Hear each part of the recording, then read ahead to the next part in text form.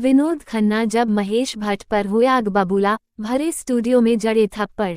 Please दोस्तों मेरे channel को सब्सक्राइब करें, लाइक करें, बेल आइकन दबाना ना भूलें। डायरेक्टर बोला स्पॉट बॉय को हीरो बना लूंगा, लेकिन विनोद खन्ना और महेश भट्ट के बीच गहरी दोस्ती थी। एक वक्त था जब दोनों की दोस्ती का जिक्र इंडस्ट्री में हुआ करता था। जिस वक्त विनोद इंडस्ट्री में नाम कमा रहे थे, उस समय महेश भट्ट स्ट्रगल कर विलेन से हीरो बने। विनोद खन्ना का स्टारडम ऐसा था जिन्होंने एक बाद एक फिल्मों में काम किया और बॉलीवुड के दिग्गज स्टार बन गए।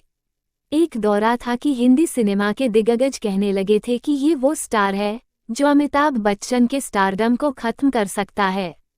एक वक्त विनोद खन्ना का स्टारडम लोगों के सिर चढ़कर बोलता था।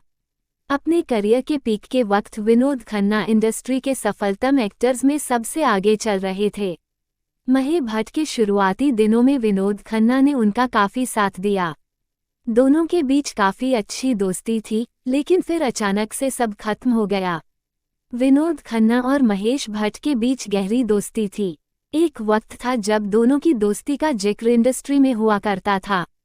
जिस वक्त विनोद इंडस्ट्री में नाम कमा रहे थे, उस समय महेश भट्ट स्ट्रगल कर रहे थे। लेकिन फिर दोनों के रिश्ते इतने कड़वे हो गए कि दिग्गज स्टार ने भरे स्टूडियो में महेश भट्ट पर एक के बाद एक कई थप्पड़ जड़ दिए थे।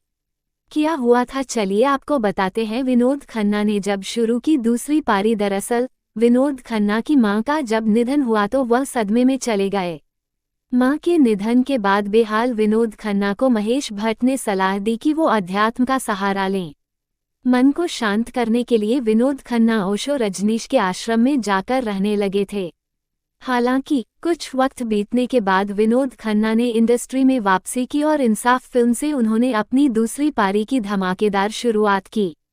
प्लीज दोस्तों मेरे चैनल को सब्सक्राइब करें, लाइक करें, बेल आइकन दबाना ना भूलें।